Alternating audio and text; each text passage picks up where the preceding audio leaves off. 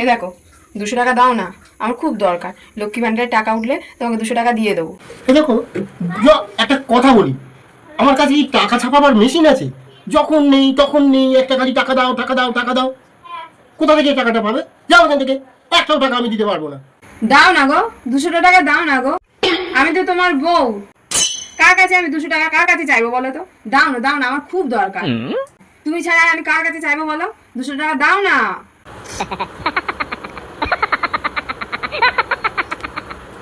দাঁড়াও, আরে দাঁড়াও একটু।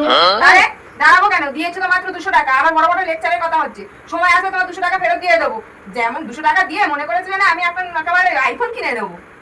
আরে ওটা ওটা বাজারের পর তো টাকা নয়। আমার অন্যায় হয়ে গেছে, আর কোনোদিন হবে না, আর কোনোদিন করবো না, আমার অন্যায় হয়ে গেছে, আমাকে ক্ষমা করে দাও।